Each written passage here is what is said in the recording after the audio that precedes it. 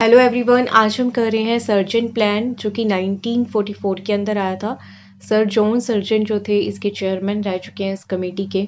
उनके द्वारा ही ये जो है प्रिपेयर करी गई थी और इसके साथ ही 22 मेंबर्स जो है वो अपॉइंट किए गए थे ब्रिटिश इंडिया गवर्नमेंट से। तो उन्होंने अपने व्यूज़ दिए थे। कॉम्प्रिहेंसिव एजुकेशन रिपोर्ट जो है वो प्रिपेयर की गई थी और ये जो है बताती है, जो ये रिपोर्ट है इसमें प्री प्राइमरी टू जो यूनिवर्सिटी लेवल क्या एजुकेशन होनी चाहिए, क्या देना चाहिए, उसके बारे में ये सारी रिपोर्ट है। तो वन बाय वन हम आगे सारे लेवल्स के बारे में स्टडी करेंगे। तो इसको जो है हम सर्जेंट स्कीम ऑफ एजुकेशन के नाम से भी जानते हैं। तो इंट्रोडक्शन में इतना लिखना इनफ रहेगा, आगे देखते हैं। मेन एम की बात करें तो to make the standard of education in India equal to standard of education in England within the next 40 years. ठीक है, तो ये एम था कि जो इंग्लैंड की एजुकेशन सिस्टम है, ठीक है, उसके इक्वल कर लेना इंडिया के एजुकेशन सिस्टम को अगले जो 14 ईयर्स है उसके अंदर। तो ये एम जो है बहुत ही इंपॉर्टेंट है, ये आपको कंपेटिटिव एग्जाम के अंदर भी पूछा जा सकता है। फिर जो उनकी कुछ जो रिकमेंडेशंस है डिफरेंट लेवल्स पे वो देखते हैं। तो फर्स्ट ऑफ ऑल है हमारे पास प्री प्राइमरी के अंदर एज ग्रुप क्या होना चाहिए, 3 to 6 ईयर्स। तो मेन फीचर्स की बात करें तो फ्री एजुकेशन होनी चाहिए यंग चिल्ड्रंस के लिए। इंपॉर्टेंस देनी चाहिए प्लेवे मेथड को और एक्टिविटी बेस्ड लर्निंग को। आप चाहें तो इनको थोड़ा सा एक्सप्लेन भी कर सकते हैं 2-3 लाइंस के अंदर। अदरवाइज ऐसे भी बनाना इनफ रहेगा टेबल की फॉर्म में। अगर नहीं भी बनाना चाहिए, डायरेक्टली लिखना चाहते हो तो भी वो भी सही लगेगा। हमारे पास प्राइमरी एजुकेशन जिसमें एज ग्रुप रहता है 6 to 11 ईयर्स। तो आगे जो है फर्दर डिवाइडेड है जूनियर बेसिक स्टेज और सीनियर बेसिक स्टेज। तो इसमें अगर जो जूनियर की बात करें तो वो learning through activities and craft और चाइल्ड सेंटर जो है एजुकेशन होगी इसके अंदर। और जो सीनियर अगर बेसिक स्टेज की बात करें जिसकी ड्यूरेशन 4 ईयर्स है, तो इसमें प्रैक्टिकल एजुकेशन और वोकेशनल लर्निंग की बात करिए। और अदर फीचर्स क्या होने चाहिए कि जो रेशो है स्टूडेंट टीचर का, ये रेशो आपको याद रखना चाहिए, कंपेटिटिव एग्जाम में भी पूछा जा सकता है। तो जूनियर बेसिक का 1:30 होना चाहिए, मतलब 30 बच्चों के ऊपर एक जो है टीचर, और जो सीनियर है उनका 1:20 होना चाहिए। तो आर्ट और म्यूज़िक जो है वो इंक्लूड होने चाहिए करिकुलम के अंदर। Mother tongue as a medium of instruction और English as a compulsory subject होना चाहिए। ठीक है, नेक्स्ट है हमारे पास high school education and university education. तो हाई स्कूल एजुकेशन की बात करें तो इसका ड्यूरेशन है 6 ईयर्स। तो इसमें टाइप ऑफ जो स्कूल्स आ जाते हैं एकेडमिक हाई स्कूल्स और टेक्निकल हाई स्कूल्स। ठीक है, इसके फीचर्स की बात करें तो टेक्निकल और वोकेशनल एजुकेशन इनकरेज की जाएगी इसके अंदर और प्रैक्टिकल ट्रेनिंग फॉर स्टूडेंट्स। और यूनिवर्सिटी एजुकेशन की बात करें तो मेन सजेशन इसके अंदर है कि university should follow the English pattern और financial help for deserving students.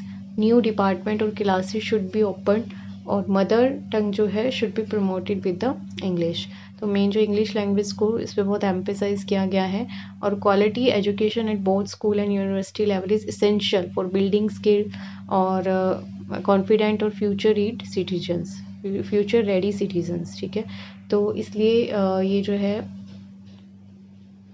तो क्वालिटी ऑफ एजुकेशन जो है बहुत स्कूल और यूनिवर्सिटी दोनों के लिए बहुत ही इंपॉर्टेंट है, ताकि जो है स्किल्स बच्चों के अंदर हो, कॉन्फिडेंस हो और हम अच्छे सिटीजन्स जो है अपने फ्यूचर में रेडी कर सकें। नेक्स्ट है हमारे पास 5th and 6th। अगर टीचर ट्रेनिंग की बात करें तो उन्होंने कहा कि जो मिनिमम क्वालिफिकेशन वाले टीचर्स हैं उनकी क्वालिफिकेशन को इम्प्रूव करने के लिए ट्रेनिंग देनी चाहिए। प्रोफेशनल ट्रेनिंग होनी चाहिए उनको और आगे बढ़ाने के लिए। Refresher course at regular interval of time जो है कोर्स को जो है रिवाइज करना चाहिए, या कुछ और एडिशन करनी है तो उसे रिफ्रेश करना चाहिए। और specialise training for technical teachers. ठीक है, तो इनको आप 2 लाइन के अंदर एक्सप्लेन भी कर सकते हो।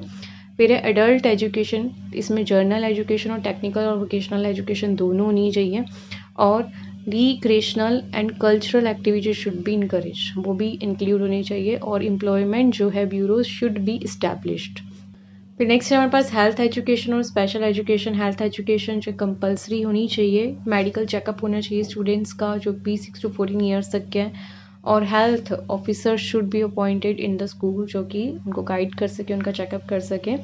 स्पेशल एजुकेशन भी प्रोवाइड करनी चाहिए जो भी हमारे पास डिफरेंटली डिसेबल बच्चे हैं उनके लिए, फिजिकली मेंटली जो चैलेंज बच्चे हैं उनके लिए स्पेशल एजुकेशन भी होनी चाहिए। सेपरेट स्कूल भी खोल सकते हैं जैसे डफ, ब्लाइंड और जो मेंटली चैलेंज स्टूडेंट्स हैं उनके लिए। अब मेरिट और डीमेरिट की बात करें तो मेरिट क्या है, कॉम्प्रिहेंसिव एजुकेशनल स्कीम दी उन्होंने, बहुत अच्छा था। focus on all-round development, equal education opportunity the, importance to vocational education दी और emphasize on teacher training। ठीक है, तो ये सारी चीज़ें बहुत पॉजिटिव रही हैं। लेकिन डीमेरिट्स में हमने देखा कि बहुत ज़्यादा ही एम्फेसाइज है किस पे, इंग्लिश लैंग्वेज पे, मदर टंग की बात नहीं करी गई और लैंग्वेज की बात नहीं करी गई। वेरी एक्सपेंसिव स्कीम है कहीं ना कहीं है, क्योंकि हम इंग्लैंड से अपनी स्टडी को कंपेयर करने जा रहे हैं और रिक्वायर्ड ह्यूज एडमिनिस्ट्रेटिव सेटअप की भी बहुत ज़रूरत है ऐसे सारी चीज़ों को करने के लिए, क्योंकि उन्होंने स्पेशल एजुकेशन की भी बात कर दी। फिर जो उन्होंने कहा कि हेल्थ को चेकअप करने के लिए एक स्पेशल जो इंस्ट्रक्टर भी होना चाहिए और यूनिवर्सिटी एजुकेशन बिकम रिस्ट्रिक्टेड। ठीक है, तो ये जो सारी इसके डीमेरिट्स हैं, तो इसमें इतना लिखना इनफ रहेगा। वैसे इनफ कंटेंट है, अगर आपको और ज़्यादा इसके अंदर लिखना है तो आप वही सारे पॉइंट्स को थोड़ा थोड़ा एक्सप्लेन कर सकते हैं। बाकी इससे आउट ऑफ कोई भी पॉइंट है भी नहीं और लिखने की ज़रूरत भी नहीं है। So thank you so much for watching. Stay blessed, stay happy.